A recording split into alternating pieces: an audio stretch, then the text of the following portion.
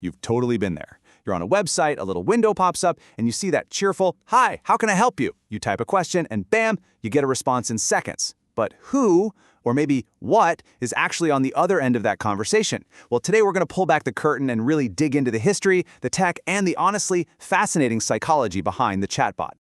So if we look at the dictionary definition, it's pretty straightforward. At its core, a chatbot is just a program that's built to mimic how we talk. It's all based on something called natural language processing, which is just a fancy way of saying it's the tech that teaches a computer to understand and respond to our messy, everyday human language. All right, so here's our game plan. We'll start with a quick look at the history of these bots. Then we're going to peek inside the bot's brain to see how it works. After that, we'll get into something called the human bot problem. And finally, we'll look ahead to the future of conversation itself. To really get where we are today, we have to look back at where this whole thing started.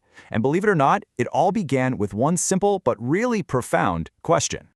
It all kicked off way back in 1950 with Alan Turing's famous test, which basically asked, can a machine fool you into thinking it's human? Fast forward 16 years and we got ELIZA. It was this bot that acted like a psychotherapist, but it was kind of simple. It mostly just repeated your own words back to you as questions.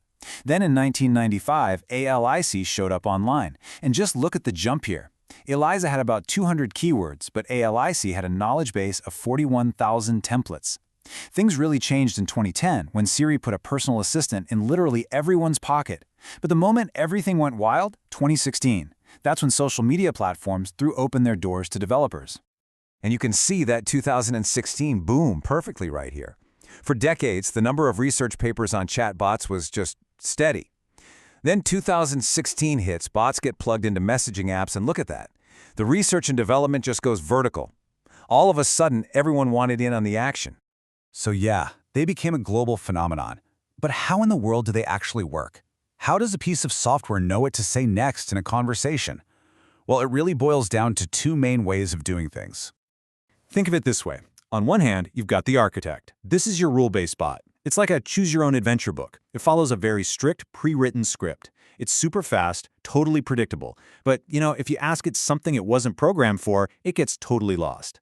On the other hand, you've got the improviser. This is the machine learning bot. It doesn't have a script. Instead, it's learned how to talk by analyzing just massive amounts of human conversations. It's way more flexible, more creative, and it feels a lot more human. But here's the thing. Building the tech is really only half the battle.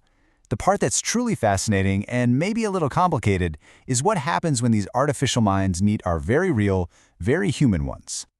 You might think we use chatbots for boring, practical stuff, right? Like checking an order status or asking for business hours. But the research shows something absolutely wild. A full 40% of our requests to chatbots are emotional, not informational. We're not just looking for facts, we're actually looking for a connection, a friendly chat, maybe even a little bit of empathy. And this desire for connection leads to a huge psychological hurdle. It's a concept called the uncanny valley. You know that weird kind of creepy feeling you get when something artificial is almost human, but not quite right? That's it. That ambiguity can be super unsettling and make the whole experience feel off. This whole situation creates a massive dilemma for businesses. Do you tell people they're talking to a bot?